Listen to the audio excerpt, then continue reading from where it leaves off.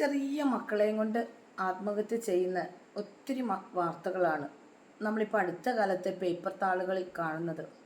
Paper എടുത്തു നോക്കാനോ നമുക്ക് news നോക്കാനോ ഒന്നും നമുക്ക് താല്പര്യമില്ലാത്തൊരു കാലമായി മാറി.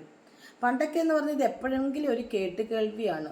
ഇന്നെന്ന് പറഞ്ഞാൽ 1, 4, 3, 4, 5 ന്യൂസല്ല ഒരു ദിവസം പുറത്തു വന്നുകൊണ്ടിരിക്കുന്നത്. നമുക്ക് എത്രയൊക്കെ വിഷമങ്ങൾ ഉണ്ടായെങ്കിലും നമ്മൾ ഭൂമിയിലോട്ട് ജനിച്ചു വന്ന മക്കൾ ഒന്നും അറിയാതെ അവരിങ്ങനെ വളർന്നു വരികയാണ്. എല്ലാ സൗഭാഗ്യങ്ങളും അനുഭവിക്കണം. അവരുടെ ഓരോ പ്രായത്തിലും ഓരോരോ സൗഭാഗ്യങ്ങളും അവരെ ആസ്വദിച്ച് മുമ്പോട്ട് വരുന്ന സമയത്ത് നമ്മൾ അവരെ ആത്മഹത്യയിലോട്ട് കൂട്ടുപിടിക്കണോ? മക്കൾ നമ്മളെ ഉദരത്തിൽ നിന്ന് പുറത്തു വന്നവരാണ്.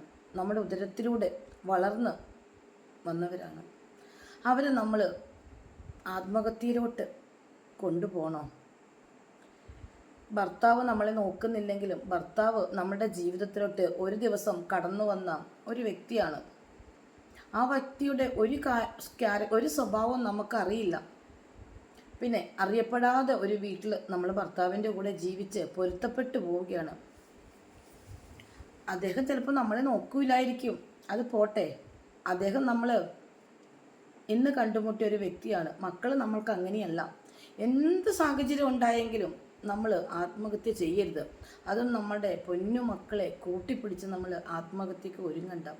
100 വാതിൽ നമ്മളുടെ മുമ്പിൽ അടയ്ക്കുമായിരിക്കും. നമുക്ക് 101ാമത് വാതിൽ മുട്ടാം. നമ്മൾക്ക് നല്ല മനസ്സും ആരോഗ്യവും ഉണ്ടെങ്കിൽ നമ്മൾ ആരെയും പേടിക്കണ്ട. നമുക്ക് മുമ്പോട്ട് ജീവിച്ചു പോകാം.